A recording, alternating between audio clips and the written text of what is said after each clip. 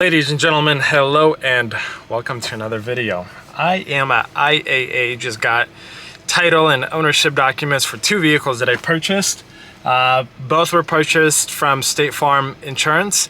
I paid $1,900 for two cars. I think that's a fantastic purchase. They're both run and drive. They are older vehicles, they're Fords. If you guys follow the channel, you know I do a lot of Fords. I have learned the Fords pretty much in and out. I know their painful spots, and the Escapes pretty much have none. The Focus that I got though have engine mount issues, but again, parts are super cheap and labor isn't crazy. So it is auction day and it is packed. They only have two forklifts going around, loading and unloading. So honestly, the game plan is one is gonna go on the trailer and the other one Pops will drive. Don't know how long it's gonna take, but honestly, I think it's probably best to resume back at the lot and kind of get a better look at him from there. Or actually, once we head out, I'll show you guys the Escape, because that's the one that will hopefully make it on its own. The Focus is going on the trailer. But man, it's busy today. It is busy. And one of the forklift drivers is extremely not careful. And I'm pretty sure it's the branch manager. I saw him he literally dropped a car. It was like 2 feet drop, but he dropped it. So I am seeing this and I'm thinking a lot of vehicles are getting forklift damage today, a lot. Because it is actually very painful to watch him do it. Extremely not careful, just terrible. Do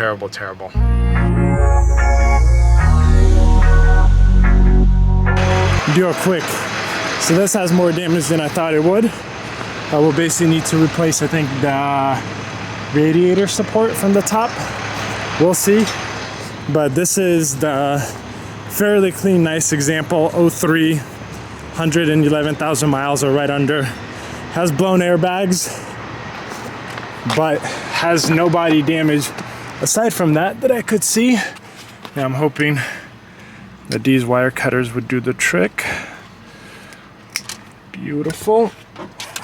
And it looks like battery's going to be a-okay. Let's get this opened up, check fluids. I don't have a lot of fluids with me, but at least something. Yes, the beautiful 6-cylinder motor. Okay, we have coolant. But honestly, this car should make it just fine. No weird milkiness here. We have oil, looks fairly fresh. Do not have training fluid with me, but that looks nice and red. Get rid of this. So this car, let's actually start it like this. See how well it sounds. Anti-theft. Okay, there we go. Almost. Okay. I don't like that. Let's try a different key maybe. Why does it turn and no start? There we go. And no luck.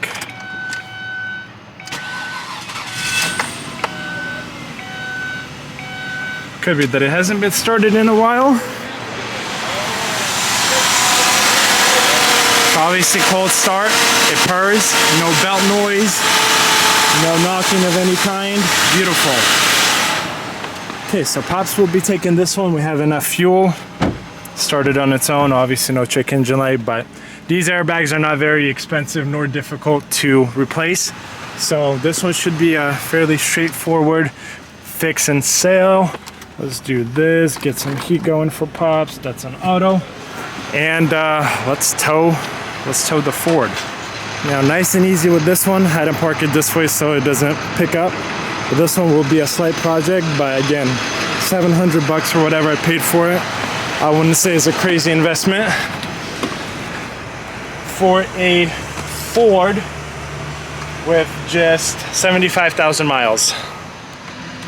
And we should be off any second now. So hopefully that thing will make it.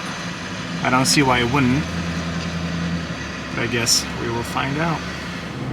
Now, if you're asking yourself, why would you go ahead and buy these cars? One, Ford Escapes in this body style, I have had tens of these, tens of them. And they honestly have like no mechanical issues. The most serious issue I've ever had with these Ford Escapes is clogged cats, which makes it drive extremely slow and it feels like it has transmission issues. But then you replace the cats and it runs perfectly fine. Aside from that, I haven't had any engine mechanical issues or transmission issues. Obviously, I've done like spark plugs, ignition coils on them from misfires.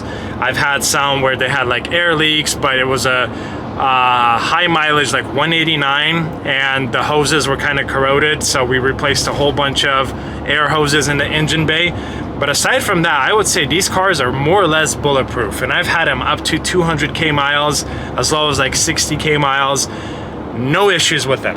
Ford Focuses, similar story. For the most part, they don't really have many headaches. Engine mounts, pretty much the only thing I kind of know of. The earlier models, the engines were made from aluminum blocks. Those had some painful spots where you could have engine failure, where the aluminum would like expand and then it would shrink.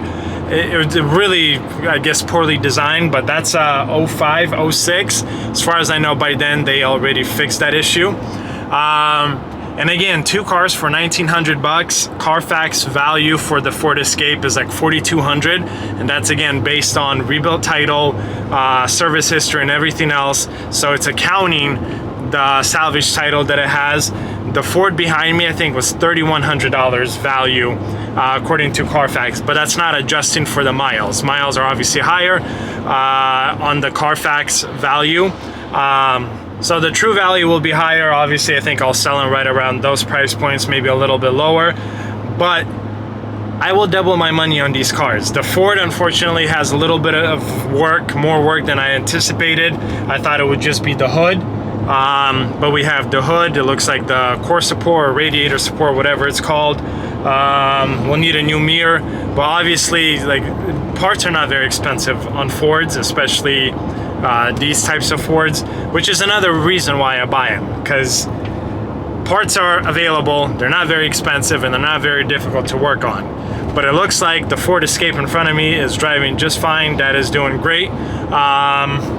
Yeah, we are maybe 15 minutes away from the lot, and we'll have the joy of unloading the Ford, and I feel like I'm slightly running out of space on my lot, so hopefully we'll find room for these two cars. A few minutes later, made it to the lot.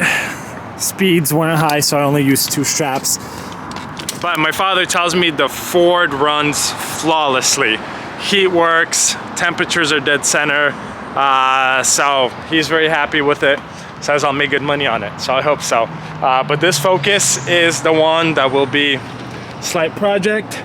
Again, I was anticipating just the hood, but it looks like we'll have to take off the lock and essentially redo this whole section. Oh, I just noticed something. This. Oh, that's the hood latch. Oh boy. Okay, I'll have to look into it, but I'll need to get this whole piece right here replaced.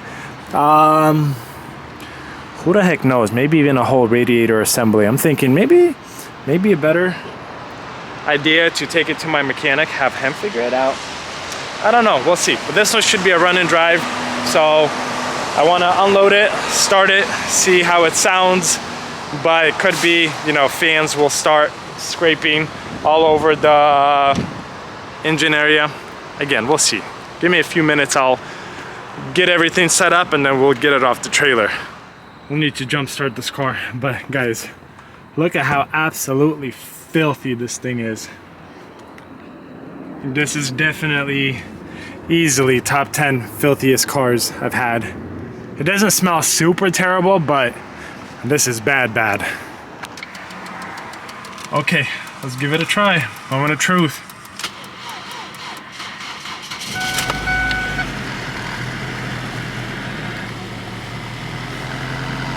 And we have a check engine. What for if the battery was dead? Have no idea, but in my experience, if you get a check engine after the battery is like dead, then it's probably something current or active. So for example, like airbags, if there's an open circuit, it will throw it right away, an airbag light. But engine sounds pretty healthy. Yeah, direct injection, but I say pretty darn healthy. We have, not this one, the other tire's pretty low. So to make it easier to move the car, I'll let it run and I will go upstairs and actually grab a pump so that we could pump up that rear tire real quick. Little portable pump. I think I got this out of a German car, I don't remember. But we'll put some air in it, hopefully, and then drive it off the trailer. You guys were parked the Focus, but killed it and it started on its own. So I guess that's a good sign. Battery might be able to be saved because I only ran for 10-15 minutes and it charged up. So this is where I'm leaving it for now. I'll start to order parts and whatnot that I can. Okay, well this one made it on its own with no issues. Just a few things to take care of. I'm not sure why this doesn't latch all the way, so I'll have to take a look at that and then get the 2 airbags ordered. Aside from that, I think it's solid. I think it will be ready to go fairly soon. I will most likely do a part 2 with these cars, maybe run through some numbers, but I just want to know what you guys think. Price-wise, what I bought, would you do the same? Would you buy them? Very happy with the Escape. The Focus, not so much, but I'll still make money on it. I mean, it's 75,000 miles. That's a $2,500, $3,000 car when it's done all day. And everyone is always looking for budget cars, and it being older and a Focus, no one is gonna care if it's pretty or what it really looks like. So I think overall both were fantastic purchases. This one is obviously, you know, the less hassle, less work, so priorities will be on this one.